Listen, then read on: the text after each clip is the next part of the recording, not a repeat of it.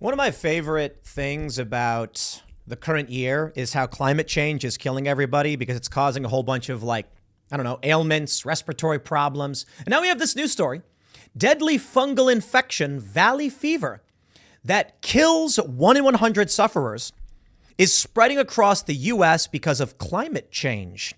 As hit zombie show The Last of Us heightens fungi fears. Oh, really? A deadly fungal infection is spreading across the U.S., and scientists believe it is due to climate change. Cases of valley fever, which is 10 times more deadly than the flu, have risen 20-fold since the turn of the century. It is caused by the fungus, what is this, Coccidioides? How do you say that? Coccidioides? Coccidioides? Is that, wait a minute, is that the chicken disease?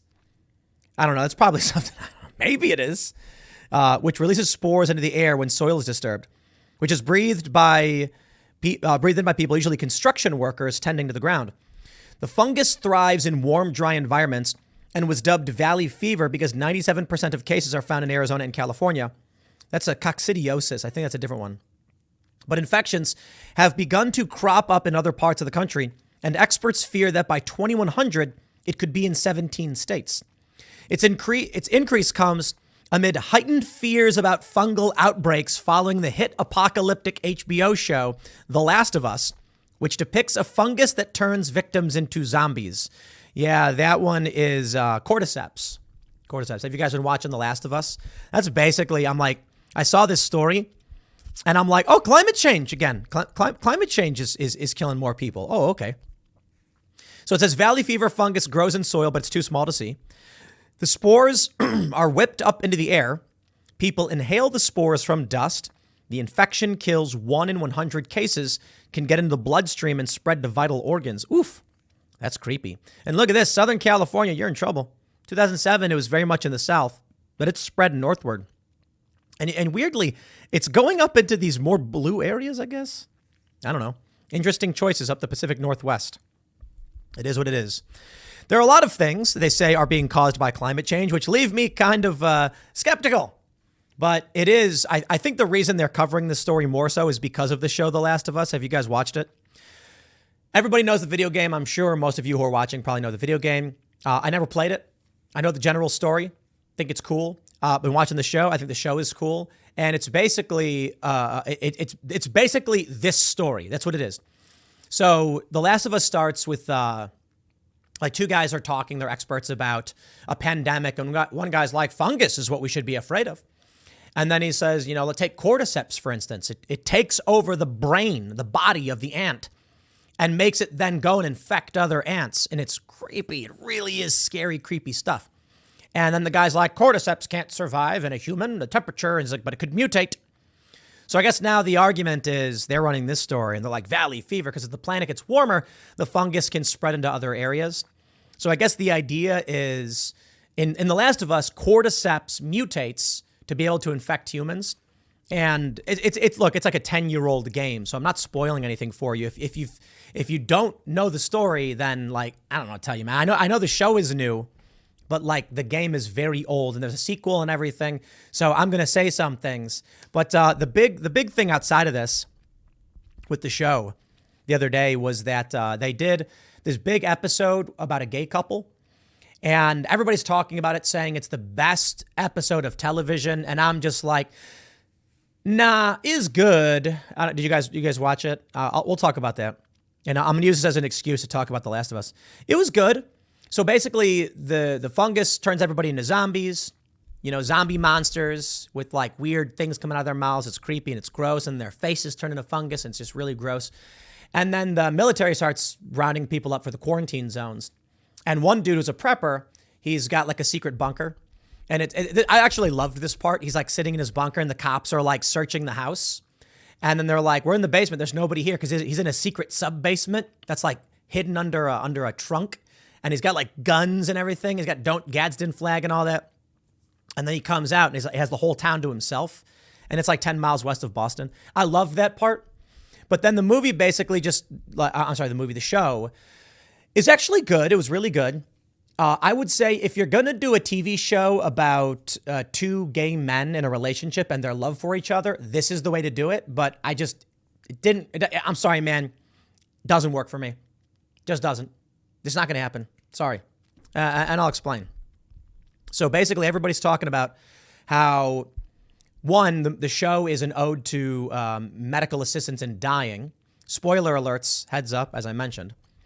This prepper guy has this compound he builds. He goes and turns the power on. He gets fuel. He has electricity. He has warm running water. And everything else is collapsed. So people are dirty and living in the wild. And then one day, his alarm goes off and he sees a pit trap was triggered and he captures a guy. He tells the guy to leave. The guy says, please, I'm hungry. They come in and then they're hanging out and they have dinner. And then it's been 3 years since this prepper dude has seen anybody. And then the other guy kisses, like they play the piano and then he kisses him. And then it's like, then it shows gay sex or whatever.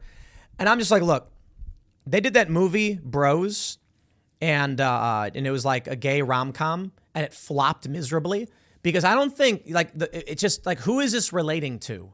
And this is the issue with this show. Liberals are going off being like, best show ever. And I'm like, you think it's the best show because it's a virtue signal. But I found nothing relatable in it because I don't like guys. That's just me. I'm not saying no one else can enjoy it. By all means, if you liked it, you liked it. I thought it was a good show. This idea, though, they're saying like these two guys, they're in love and they live together. And then when the end comes, they like both drink poison or something. And it's so romantic. And I'm like, I just don't see it. I do not. There is no emotion elicited within me. Because what relates to me is traditional male-female relationship. I'm not saying you're not allowed to have your relationships. By all means, Young Turks, make another fake video lying about my opinions because you're creepy weirdos. What I'm saying is me as a person, based on my views, I don't see it. And I think most of these liberals who are watching the show are just saying it's good because it panders to their gender ideology. But as an honest human being, watching a man and another man fight because they're in love with each other means nothing to me. Like, if they did it like it was the guy's brother and the guy's brother was dying and he's crying, that would be more relatable to me. But not like, it's basically this dude. He's straight, by the way, because he's like, I've only ever been with a woman before. And then he's hooking up with this guy. And I'm like, at the very least, if you're going to do it this way, I get it. 3 years of solitary. You don't see anybody. You're in this fenced off post-apocalyptic nightmare. And you finally see a human being who's not a zombie. And then all of a sudden you're like, human touch. I can get that, I guess. Wouldn't work for me, I suppose, but whatever. That's what the show's about. And then like it shows the hardships they go through. And the thing is, this character, it's not really in the game. It's not in the original story. They made this thing up and they made this like romantic suicide scenario that is completely unrelated to the game. They just added to it. But I don't know how I went from like the zombie fungus is going to kill us and now I'm just talking about The Last of Us. But I've been watching it, so I had to talk about it, man. I had to talk about it. Look, if in the one thing that really did help me understand, and I think they did a good job with this, the two guys, they're old, they're dying. They drink poison, they die.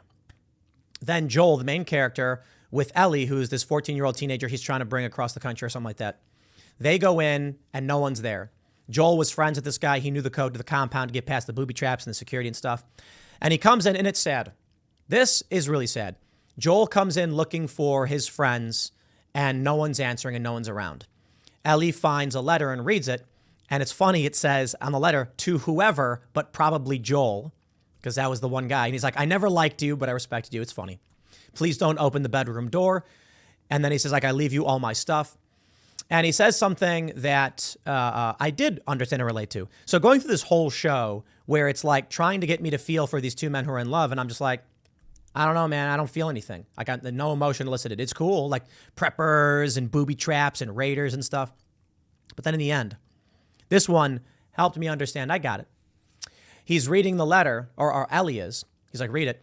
And he's like, I used to think that, nothing mattered or whatever. And then I found that, that I hated everybody and I hated people. And then I met one person that was worth protecting. And it was this other guy's, Bill and Frank. And Bill wanted to protect Frank and they were in love. And so there was someone worth protecting. And that's why all this mattered. And he said that the guy was his purpose. And then very sadly, he says, Ellie's reading it, and it says, I leave to you my guns, my equipment, my truck, all that stuff. Use it to protect. And then Ellie stops reading. And then she gives it to Joel. In the previous episode, Tess, who is Joel's, I guess, like significant other, gets bitten and then sacrifices herself to try and save them. And so it's like this dude says, I'm leaving you everything so you can protect this person that you love, but she's already dead. It is a good show. But I guess with The Last of Us being in the news in this capacity, I just thought it was interesting that it was good, the prepper element, but trying to just make this gay relationship, it just didn't, it doesn't do anything for me, If they did a show and it was a woman who was a prepper, and let's say Bill was a woman, and then she's like this crazy prepper lady, maybe like a veteran or something, and then one day there's a guy she traps, and he's like, please, I'm starving, and she brings him in, and then they end up together, and then in the end, they both die together. I would have felt it. I would. But I suppose that's what they're trying to overcome with this. The reason why they say in the letter, use this to protect Tess, is so that you, who have heterosexual romantic emotions, can understand that feeling and equate it to them, I guess.